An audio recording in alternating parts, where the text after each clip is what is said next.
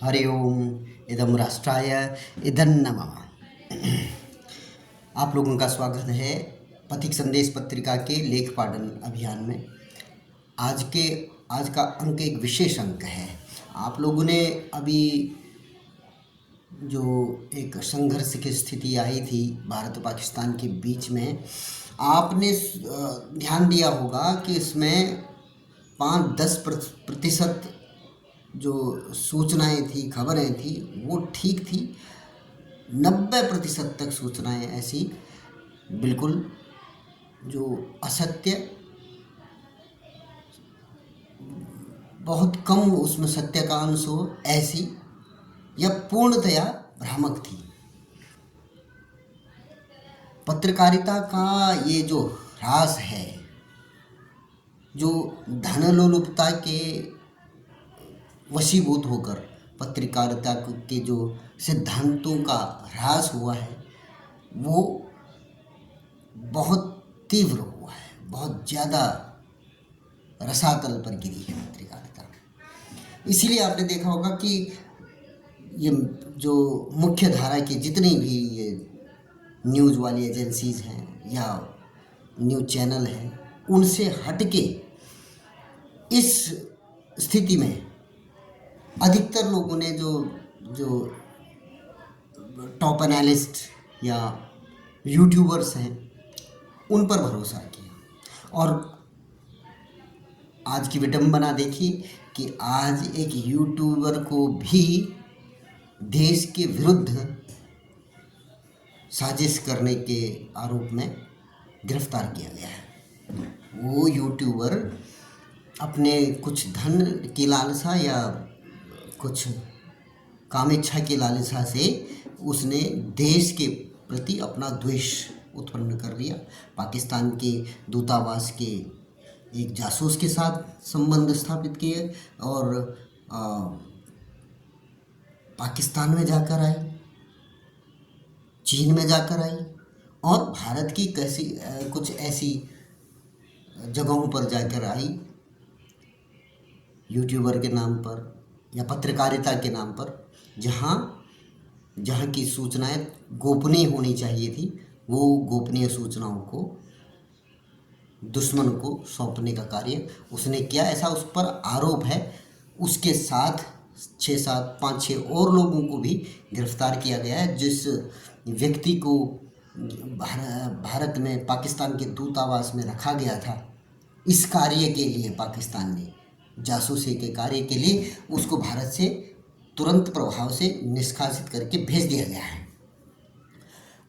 इस ऐसे दौर में, ऐसे समय में जब बात आती है पत्रकारिता, उसके उच्च मूल्यों की, तो पथिक संदेश पत्रिका का एक ये जो लेख आज हम जिसका वाचन करने जा रहे हैं, वो बहुत महत्वपूर्ण लगता है।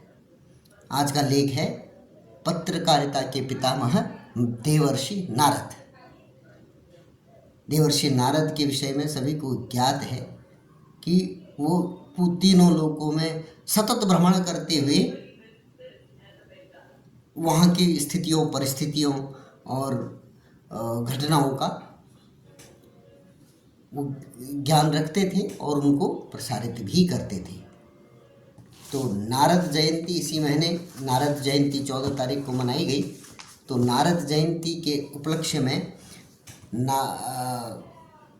ये पत्रकारिता के पितामह देवर्षि नारद जी, यह लेख पथिक संदेश पत्रिका में लिखा हुआ है, उसको पढ़ते हैं। आज मीडिया की चारों तरफ धूम है। इसी के चलते वर्तमान युग को मीडिया का युग कहा जाता है। यह अतिशयोक्ति भी नहीं है। पहले किसी स्थान पर हुई घटना के बारे में जानकारी महीनों या सप्ताह के बाद मिलती, परंतु समाचार पत्रों के जरिए अगले ही दिन हम तक पहुंचने लगी। लेकिन इलेक्ट्रॉनिक मीडिया ने तो कमाल कर दिया, जब हर घटनाओं को घर बैठे ही हमें ही टीवी या मोबाइल पर दिखाना शुरू कर दिया। घटना और दर्शक के बीच कड़ी का काम करते हुए हैं पत्रकार।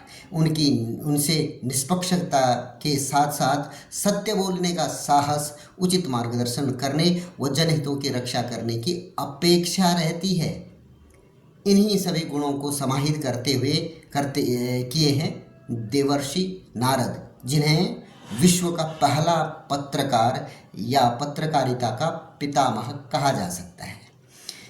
महाभारत युद्ध के बाद राजतिलक के समय नारद धर्मराज सम्राट युधिष्ठिर से जो प्रश्न करते हैं, उनमें पत्रकारिता के सभी 7 तत्व अर्थात क्या, क्यों, कौन, क्यों, कैसे, कब, किसका, कहाँ समाहित है। 7 इसका अर्थ ये कि इन 7 प्रश्नों के इर्द गिर्द पत्रकारिता घूमती है कि क्या हो रहा है, कौन मुख्य भूमिका में है, क्यों हो रहा है, किस तरीके से हो रहा है, कैसे हो रहा है, कब हो रहा है, कोई घटना उसमें किसका उसमें हानि है या लाभ है, और कहाँ पर हो रही है, ये समाहित। ये 7 बिंदु पत्रकारिता के मुख्य हैं। किसी समाचार या रचना में इन 7 तत्वों का होना अनिवार्य है। यह संभवतः दुनिया का सबसे पहले लिया गया साक्षात्कार है, जिसमें एक राजा के दायित्व, अधिकार, मर्यादा, उसके निजी जीवन, सामाजिक सरोकार के बारे में विस्तार से बताया गया है। इस साक्षात्कार में नारद जी धर्मराज को सदैव जनहित का ध्यान रखने, लोकप्रियता बनाए रखने, सत्य बोलने वाले व निंदा करने वालों का भी सम्मान करने, चापलूसों से दूर रहने, निरंतर जन संपर्क बनाए रखने, देश की सीमाओं की सुरक्षा के साथ साथ आंतरिक सुरक्षा को मजबूत बनाने, सुदृढ़ सेना का गठन करने, गुप्तचर व्यवस्था को सुदृढ़ करने, न्याय प्रणाली को कुशल बनाने, विदेशों से संबंध बनाते समय स्वदेश हित सर्वोपरि रखने, राजा के निजी व पारिवारिक जीवन संबंधी प्रश्न करते हैं और उनके आदर्श पत्रकार होने के ये गुण इंगित करते हैं। महर्षि नारद का जीवन हर पत्रकार का आदर्श होना चाहिए। वे तीनों लोकों में भ्रमण करते और वहाँ के निवासियों के बारे में नवीनतम जानकारी रखते थे। एक पत्रकार भी जब तक सर्व समाज के में विचरण नहीं करेगा, तब तक समाज की भावनाओं से अनभिज्ञ रहेगा और अपनी रचना से पूरा न्याय नहीं कर पाएगा।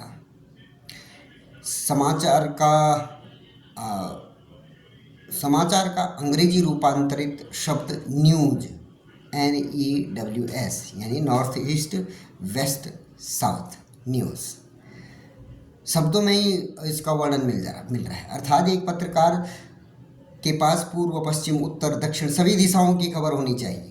यह समाज में भ्रमण करने के बिना संभव नहीं है। पत्रकारिता में आज टैब्यूलाइड जर्नलिज्म की विसंगति जुड़ रही है, जिसके अनुसार कुछ पत्रकार केवल टेबल पर बैठकर ही समाचार लिख देते हैं। यह न तो पत्रकारिता के सिद्धांतों के अनुरूप है, न ही इससे लिखी गई रिपोर्ट संबंधित समाचार की सटीकता को किससे अभिव्यक्त कर पाती है।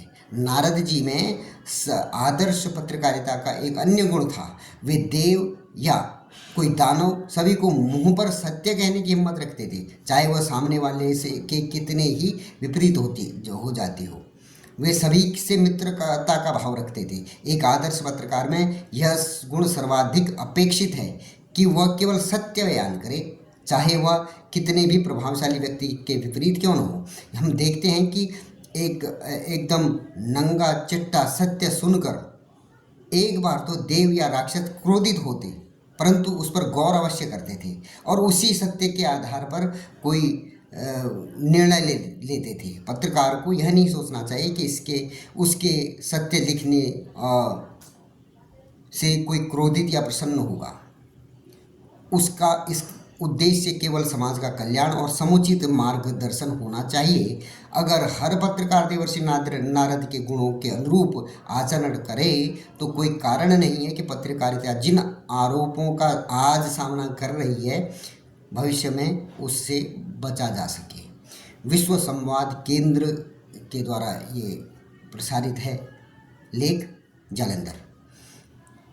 बिल्कुल सही कहा कि पत्रकारिता में ये गुण सत्यता, सत्य का अनुगामी पत्रकार को होना चाहिए। परंतु समस्या क्या है कि आज के समय में पैसा, पैसे के सामने आपकी पत्रकारिता मूल्य सारे कुछ ऐसा लगता है कि वो न्यून हो जाते हैं। परंतु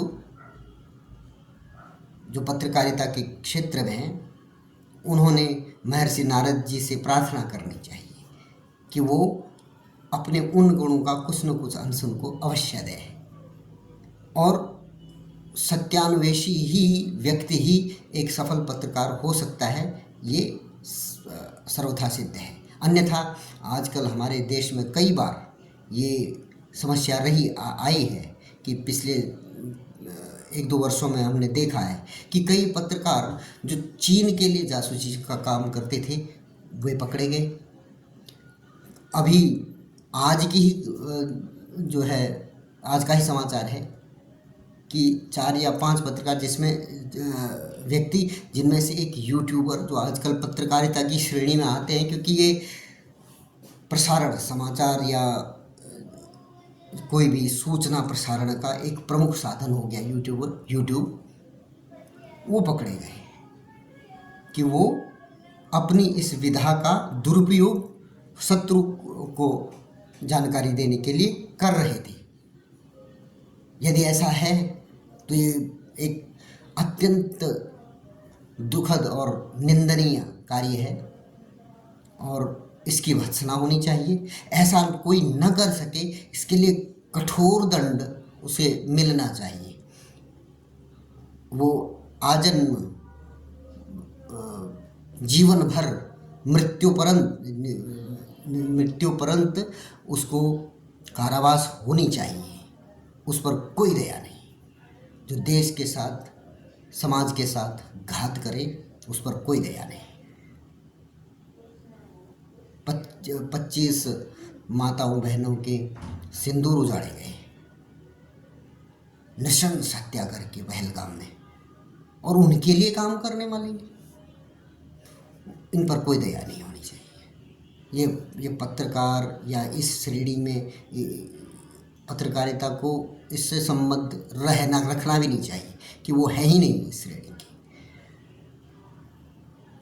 तो मैं सबसे आग्रह करूँगा कि यदि आप किसी भी प्रसारण से संबंधित कार्य में आप संलग्न हैं, जो समाज को सूचना प्रदान करने का माध्यम है, तो नारद जी के जो पत्रकारिता के 7 स्तंभ हैं, उनका अनुसरण करते हुए, सत्यान्वेषण करते हुए अपना कार्य करें। पैसा नहीं मिलेगा, कम मिलेगा, परंतु वो आपकी अपनी मेहनत, आपके अपने श्रम का पैसा होगा और वो फलीभूत होगा। जो देशद्रोह से पैसा कमाया है वो उनके भी काम नहीं आएगा। आने वाली 7 पीढ़ियों तक या पिछली 7 पीढ़ियों सबको वो उसने रसातल में पहुंचा दिया। आप ये मान के चलो, देशद्रोह जैसा कुत्सित कार्य करना ये अत्यंत निंदनीय है। इसलिए इस पत्रिका में हम देखते हैं कि ऐसी, जिसमें सत्य का अंश होता है, ऐसी खबरें होती हैं। इसलिए आप लोगों से आग्रह करते हैं कि राष्ट्रवादी पत्रिकाओं को सब्सक्राइब करें, उनको ख़रीदें और राष्ट्रवादी पुस्तकों को भी खरीदें। ऐसे लेखकों को प्रोत्साहन दें और राष्ट्रवादी पत्रिका पथिक संदेश के लेख पाठन के इस अभियान को अपना समर्थन भी दें। पुनः किसी और अंक के साथ आपके साथ मुलाकात होगी। तब तक के लिए धन्यवाद। जय जय श्री राम।